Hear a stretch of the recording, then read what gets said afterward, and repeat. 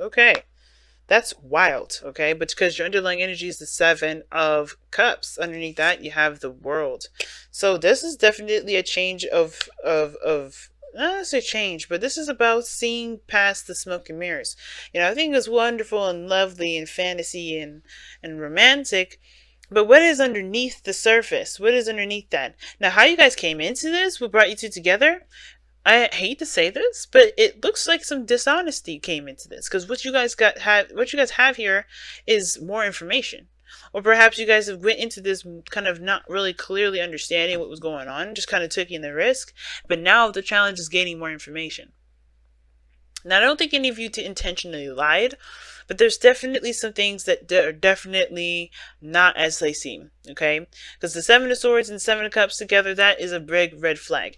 And the fact of the matter is, I think some of you guys, either you watching or the other person here, they may have cloaked themselves to be a certain way when they don't want to be perceived as different. Or maybe they kind of don't show their true self because they don't want to be seen as someone that can't be acknowledged. Now, I'm going to read the affirmation for you because I think this really does tie into all together. And I don't think anyone was trying to be malicious with this. I think somebody just wanted it to be accepted. And I think that's why this love yourself, love that you are different is coming out, because Seven of Cups, Seven of Swords, that's trying to hide something. But hide something in the matter of that it looks nice, okay? And acceptable and and approvable, if that makes sense. You have weaknesses. You have strengths and weaknesses. Both are worthy of love. Know them, honor them, and do not heed those who tell you that you must change in order to fulfill their expectations of you. You will never be who others expect you to be. You can only be the unique individual you are meant to be. Love that you are different, for it is your differences and loving those differences that make you truly beautiful. Okay, so that message is in there. Let's go ahead and get into it. Now, usually I read the side for my clients, and this is, by the way, guys, if you want a reading like this personally for you, you can go on my Instant Go, and this is where it is. But you guys have it here. This is your side here, and this is usually the other person. But you guys are allowed to definitely read this side as yourself if this side does not resonate with you, right? And if overall, remember, please, if it does, none of this resonates, it may not be your story, okay?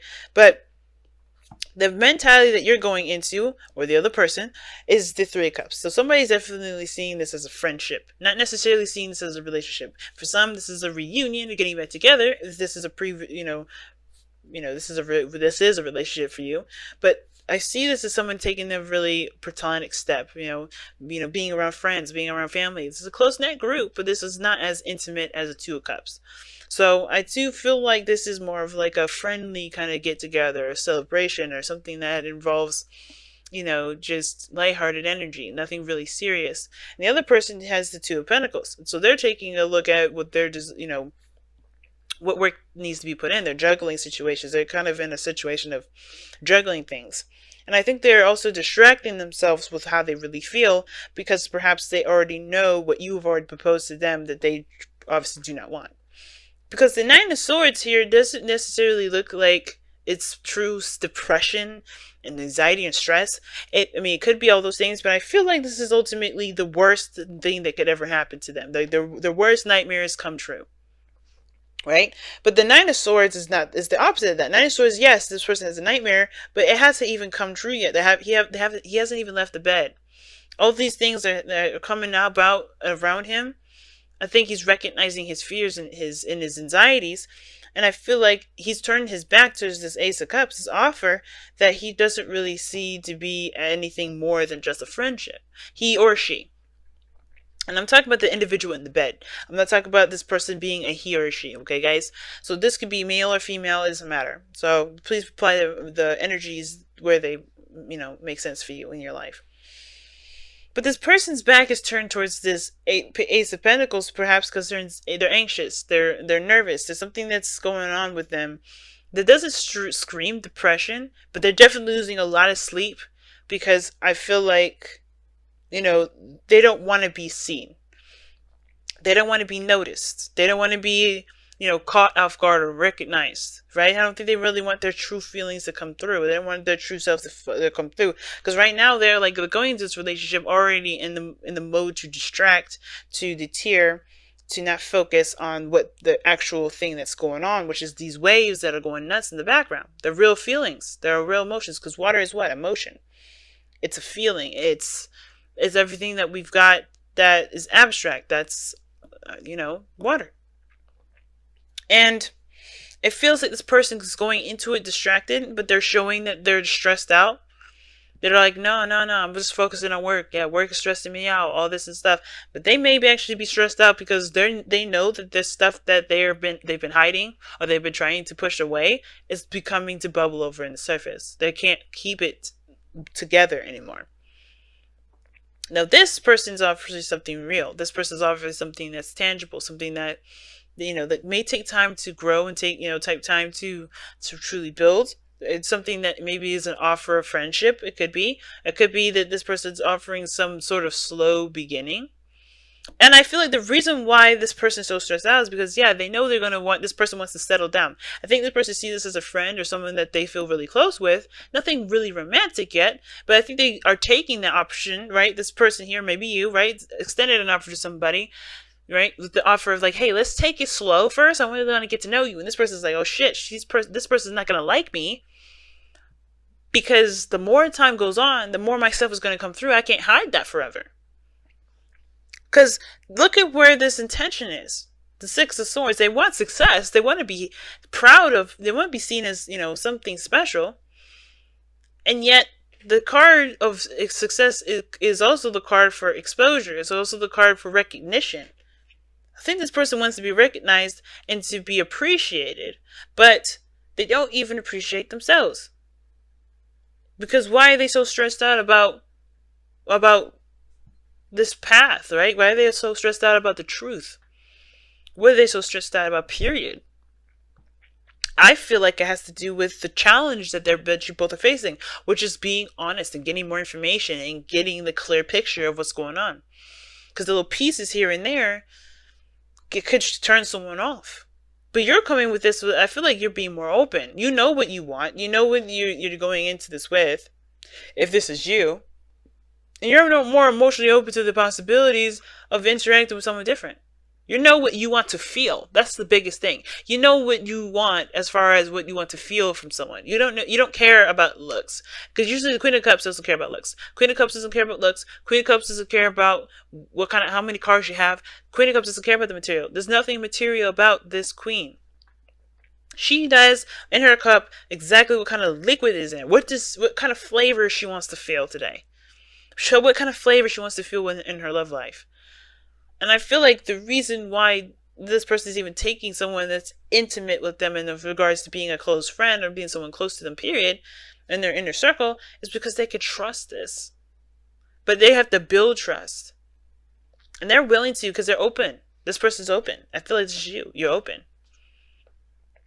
And I feel like this is you taking a risk. This is what brought you together. But this person came and taking a risk too. But they may not be honest with themselves about who they truly are. What kind of actual person they are. And that's what's stressing them out, because they see the real stuff and they're turning their back to it. Or they may not see that this offer is about growth and building together, and they don't know if they can handle it. Just for the sakes of what's going on, I'm going to pull. Why is the Nine of Swords what this person is showing? Why is this person showing to be so stressed out? And even detached as well. Not detached, but maybe even distanced. Because this person's turned their back. So that means that they're not really communicating with you. They're not really interacting. I think this person is acting distracted, but they're trying to figure out whether or not it's worth it or not to continue to go through. This could be a risk taking for them, right? This is them taking a risk. And they want to make the right decision, which is why they probably haven't necessarily said, yeah, let's go ahead and do this. Because their back is turned and worrying about something else. So it may not be that this person's trying to hide who they truly are. It could be the same thing that you're doing. You're taking a risk, but they're a little bit more afraid of it. But why is the Nine of Swords? Yeah, okay. The potential future. That's why they're freaking out. The potential future. Together. Between you and them. Why? Why? Wow. Why? And this is the cards you get. Eight of Swords. They don't know what to do. they're stuck in their thoughts. They can only think of certain ways, and even those ways are kind of cock blocked. And then the Six of Swords, they want to do it the right way. They want to be recognized as it's being seen. They don't know any way of how to do it without being recognized. They don't see any other way of doing it without being truly exposed. Now, if I saw the sun come up, I would definitely think it's exposure. But we're going to forsake exposure for this moment, in some degree. In some degree, it could also indicate that this is about not sure if this is the right choice, the right decision, the right path.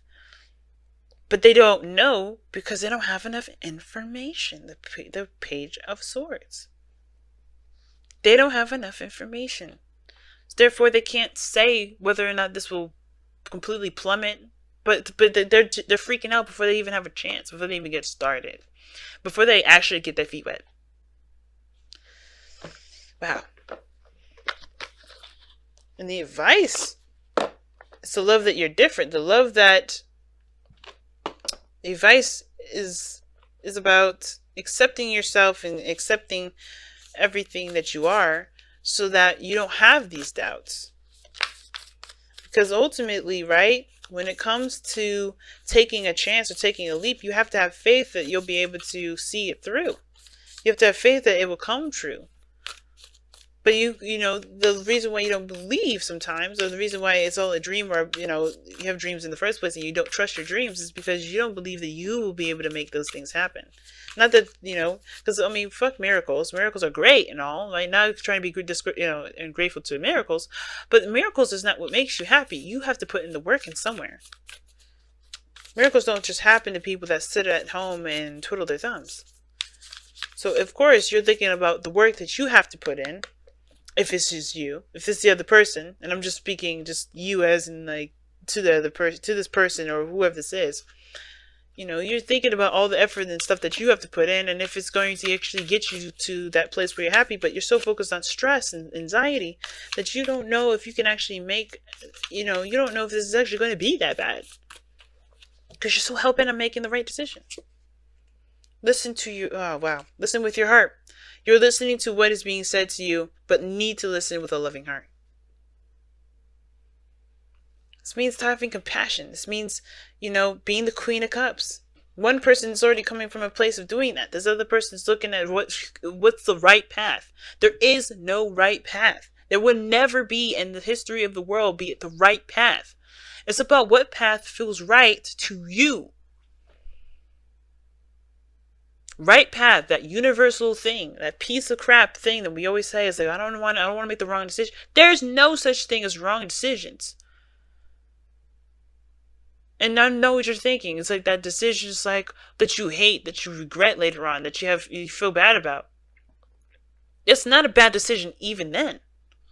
Because everything pushes you to your highest potential. If feeling guilty is going to make you the best person in the world, that's the best decision that you could ever make. And I know that sounds crazy, right? It sounds absolutely insane. But think about everybody, every big person out there, every celebrity, every business owner. They have done things that that put them back onto the ground, or maybe that they made mistakes and they didn't, it took them a long time to overcome, or maybe it didn't take them a long time to overcome, but they made mistakes, things that they probably would regret, that you would think they would regret, but they don't, because it taught them exactly what they need to be successful, to get their true potential. And this is the same situation. Don't turn your back on an opportunity because you're not sure if it's the right decision. Because there's no wrong or right decision. You only go by what is for you. What is for you? What does your heart say for you? What does your heart want? If your heart wants it, why can't you have it? Why can't you try? Why can't you see what happens? Why can't you get a little more information? Because if this person ain't right for you, then it's no loss, right? If this person ain't right for you, then you just go find a new one. You find someone that truly has what is in your cup that you have covered up. You're trusting your intuition. You're going and taking a risk. This person is a little more fearful about that. But it starts by having faith. And it starts by just having faith. Faith is big, y'all. And a lot of us, we say it, we act like it, But when when a push comes to shove, do we really have it? That's the biggest question. And I think this is the biggest test, y'all. Can fantasy really be reality? That's the biggest thing.